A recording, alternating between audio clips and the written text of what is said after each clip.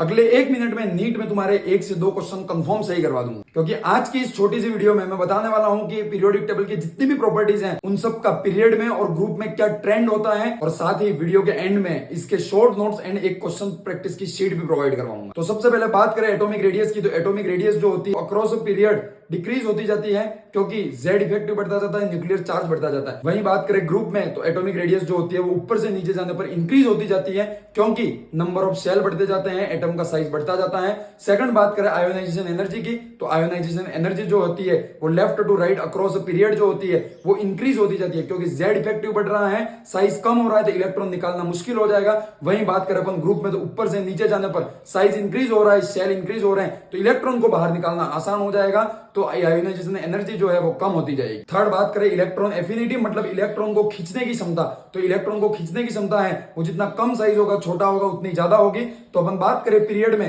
तो left to right जाने पर साइज कम होती है तो इलेक्ट्रॉन एफिनिटी इंक्रीज होगी। वहीं बात करें ऊपर से नीचे जाने पर तो साइज जो है वो इंक्रीज होता है तो इलेक्ट्रॉन को खींचने की क्षमता कम होगी और इलेक्ट्रॉन एफिनिटी भी कम होगी। फोर्थ बात करें इलेक्ट्रोनेगेटिविटी की, तो अक्रॉस पीरियड जो होता है वो साइज जो होता है वो डिक्रीज होता है, न्यूक्लियर चार्ज इंक्रीज होता है, इस कारण से इलेक्ट्रोनेगेटिविटी भी क्या होती है, इंक्रीज होती है। वहीं बात करें अपन ग्रुप में तो नीचे जाने पर साइज बढ़ता जाता है और न्यूक्लियर चार्ज कम होता जाता है, शील्डिंग बढ़ती जाती है, जिस कारण इलेक्ट्रोनेगेटिविटी भी क्या होती जाती है, कम होती जाती है। इसी टॉपिक पर अगर आप एक डिटेल वीडियो चाहते हैं जिसके अंदर मैं सारे एक्सेप्शन को भी इंक्लूड करूं तो कमेंट बॉक्स में कमेंट कर देना, और इस पूरे टॉपिक के शॉर्ट नोट्स एंड एक क्वेश्चन प्रैक्टिस की शीट के लिए कमेंट कर देना पीरियोडिक टेबल की जो पीडीएफ है वो मैं आपके डीएम में भेज दूंगा। Thank you very much.